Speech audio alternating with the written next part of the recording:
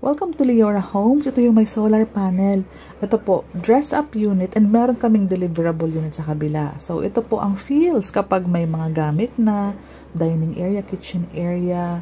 Ayan, ang kabuuhan kapag nagkaroon na ng gamit. So, parang na siyang condo style. Tama po. Malaki po ang CR po ninyo dito. And may malaki kayong service area sa likod.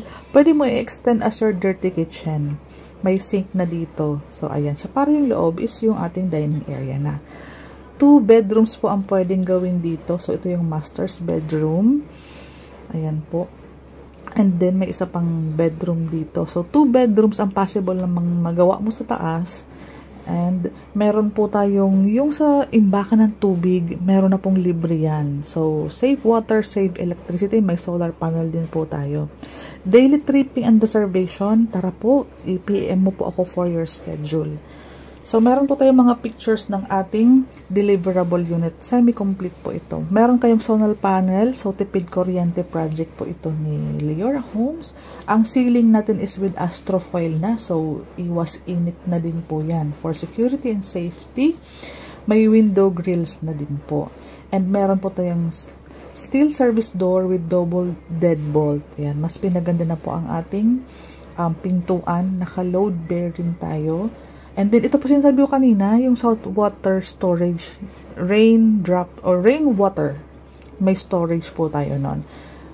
Amenities, swimming pool. Ang deliverable natin po is naka-semi-complete siya. Ganyan na ganyan po ang deliverable unit natin for Leora Homes. Daily tripping reservation, taga-Naik lang po ako, malapit lang po ako sa Leora. So, feel free to chat me para ma-check natin yung qualifications and proceed tayo sa tripping. Semi-complete, high ceiling po tayo and may design na po yung ceiling. No need na maglagay ng kisame pa po dyan. Pati po yung ating mga bintana, may screen na po yan, pati yung ating pintuan. Ito po yung ating CR. Ang pinapakita natin is deliverable unit na. For our computation, sa inner unit, regular lot area of 50 square meters, floor area of 44 square meters. Total contract price, 2,154,600. For under Pag-ibig po, yung required DP, yan pong 129,600. Babawasan mo po yan ng 12,000 na reservation fee. So, ang remaining balance for our down payment is 117,600. Pili ka po kung 12 months, 9,800. Kung 15 months, 7,800. Ayan po siya. Hanggang 15 months tayo kasi ongoing na po ang ating construction para ma-file agad yan sa Pag-ibig. Yung remaining 2,025,000 is ipapasok natin as under Pag-ibig. So, pag 30 years, 12,633, minimum required income, basic salary of 36,095.33. Ayan po siya. Kapag ayaw mo po sa Pag-ibig, meron for bank financing, yung 10% na down payment is 215,460. Ililes mo po ang 12,000 na reservation, balance mo po is around 203,460. I-divide mo po yan ng 12 months, 16,955. Kung 15 months down payment ka naman, 13,564. Madalas po pinipili is 18 months po ang down payment, 11,303. Yung loanable po na 90%, around 1,939,140.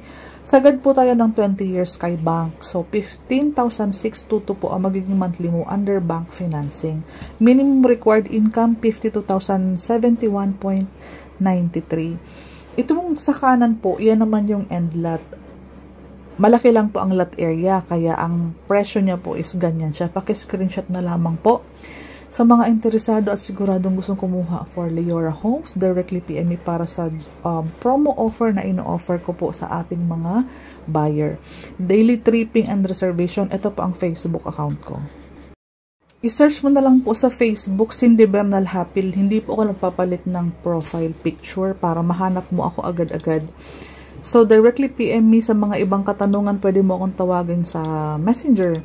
Pag nag-chat ka sa akin, paki-type po, Ma'am for Leora Homes. Ayan, para alam ko na po kung ano ang isasagot ko po sa inyo. Again po, taga-Naik lang po ako. Dito ako nakatira. So, daily tripping and reservation po tayo for Leora Homes with promo.